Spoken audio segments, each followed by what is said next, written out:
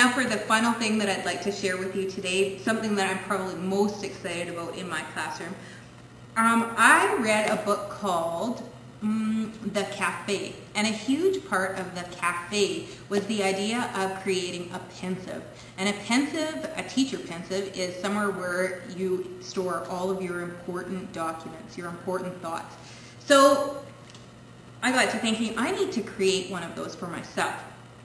I initially printed off a lot of their templates provided, but I've come to find out that a lot of the templates that I've created on my own work better for me.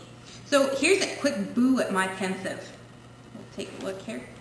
So here I have all my students in junior high and all the different reading levels that they're at. So that makes homogeneous grouping a lot easier if you have this document right at your hand. You want them to be working at similar levels. So there are the guided reading groups. In addition, we've started something called reading partnerships. And in reading partnerships, students also have to be grouped with students who are at a like ability and they have like interests in the text that they choose to read. So I have my students grouped in reading partnerships in here too. And now we get to some of the important documents. So I have things like homework checks. I have things like student pensieve entries. I'll talk about that in a minute. Correction records, word work assignments, reader's notebook, writer's notebook. Those are all different ways that you can track assessment. And then there's also a way for you to keep track of both reading and writing conferences that you have with students. Back to student pensieves. The creation of my own teacher pensieve really inspired me, because I just loved it so much, to get the kids to create their own pensieves. And I was thinking, well, what could be a way for kids to represent their thinking, yet still focus on the different strands in language arts. So this is what I came up with. Here are some samples of student pensieves that kids have created. As you can see, this one is Mike, and Mike loves snowboarding. He's decorated it. And this one is Brandon, and Brandon has decorated his beautifully. And Adam's, apparently Adam loves California girls. The individuality of a student pensieve is absolutely key because then they own it. It's their document. You'll notice that in the student pensieves, I've got them divided into 3 different sections. So there's a chunk of pages reserved for reading, a chunk of pages reserved for writing, and a chunk of pages used for representing. The reading section, when they do a reading response entry, students do a reading response entry, they do their entry based on whatever novel we're reading, shared reading wise, or they do independent reading for 15 minutes and then 15 minutes of reading response. Okay? This reading response, well, I've noticed that the problem with reading response is that they can be pretty shallow, and the kids, they tend to just want to relay the important details to you, and summarizing is only one strategy a good reader uses. So I've come up with this, it's called Connection Response Starters, and what they are stems to help them get their thinking started. So a few examples.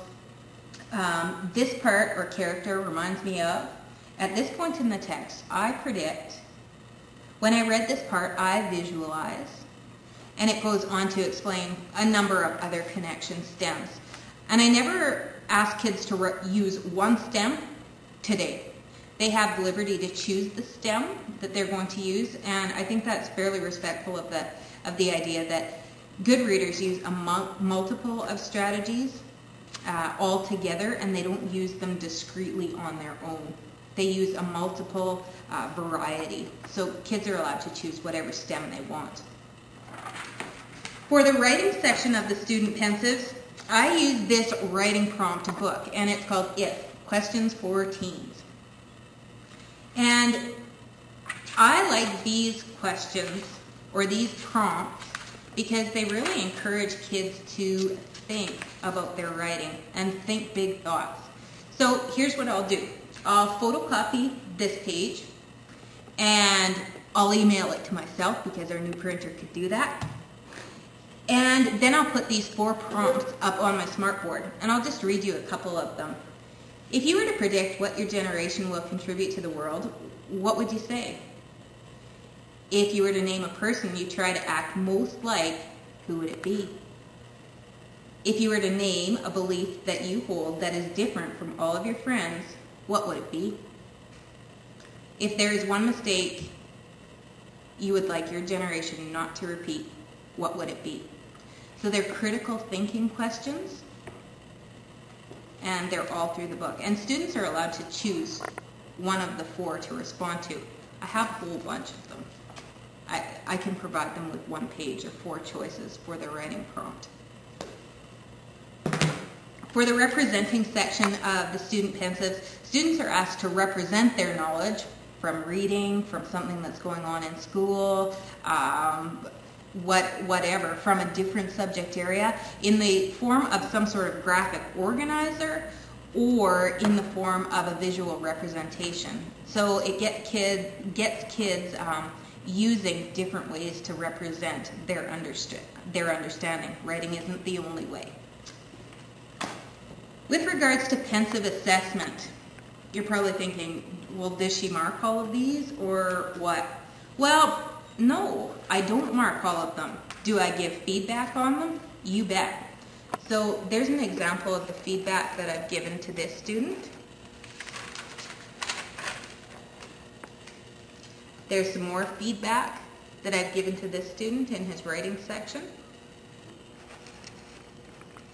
And I can see him demonstrating knowledge that we've covered in class. For example, simple things like underlining titles. We covered that in the first week of school. He's doing it in his writing. So I think it's working, and his writing's interesting.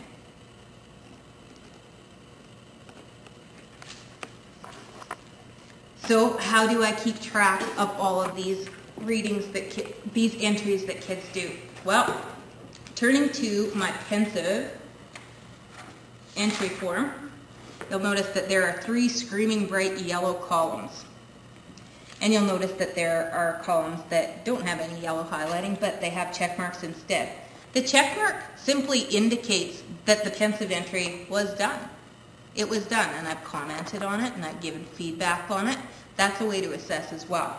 These bright yellow columns, at the end of the term, what I'm going to do, or probably a week or 2 before the term is out, I'm going to give the kids 3 little stickers. And they're going to be asked to select a reading entry, a writing entry, and a representing entry that they are particularly proud of. Redo the reading, writing, and representing entries till they're at the stage of publishable work, and put a sticker on those 3. Those are the ones that I will assess for marks for the report card. So students select what they are most proud of. No, everything doesn't get to publishing stage, but I don't think everything does need to get to publishing stage either. That, in short, are my pensive entries for both myself and my kids.